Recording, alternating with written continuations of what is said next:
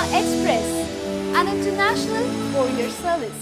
మీకు నెల జీతం అందగానే వెంటనే ఖర్చు పెట్టేస్తున్నారా? అయితే కాస్త ఆగండి.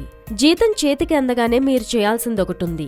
అదేంటంటే ఇంట్లో సాధారణ ఖర్చులు కాకుండా అదనపు ఖర్చులు ప్రతి నెలా వస్తూనే ఉంటాయి.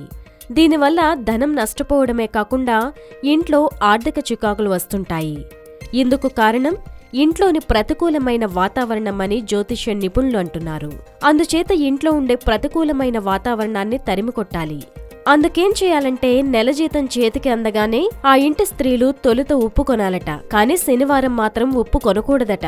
శుక్రవారం పూట ఉప్పు కొనడం ద్వారా పై ఖర్చులు తగ్గుతాయని పండితులంటున్నారు. ఇంట్లో చీటికి మాటికి గొడవలవుతూ ఇంట్లో వాతావరణం ప్రశాంతంగా లేకపోతే, ఇంట్లో ఎవరికైనా మనశ్శాంతి లోపిస్తే కొద్దిగా నీటిలో రాళ్ల ఉప్పు వేసి పాదాలను నానబెట్టి ఉంచాలి. లేకపోతే స్నానం చేసే నీటిలో కొద్దిగా రాళ్ల ఉప్పు వేసి స్నానం చేస్తే మంచి ఫలితం ఉంటుంది. అలాగే ఇంట్లో అప్పుడప్పుడు గొడవలు జరుగుతుంటే ఓ గ్లాసుడు నీళ్లతో పరిష్కరించుకోవచ్చునట. నీటి ద్వారా ఇంట్లోని ప్రతికూల ప్రభావాన్ని గుర్తించడం తేలికేనని పండితులంటున్నారు. అదెలాగంటే క్లియర్గా ఉన్న గ్లాసును తీసుకోవాలి. గీతలు లేని, పెయింటింగ్ లేని, ఫింగర్ ప్రింట్స్ లేని గ్లాసును తీసుకోవాలి. ఒకసారి ఉపయోగించిన ఈ గ్లాసును మరోసారి ఉపయోగించకూడదు. ఇలా పారదర్శకంగా ఉండే గాజు గ్లాసులో 1/3 వంతు సీ సాల్ట్ వేయాలి.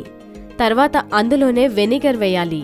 2/3 భాగాలు వేసి నీళ్లు జోడించి నిదానంగా పోయాలి. సైడ్ నుంచి పోయాలి.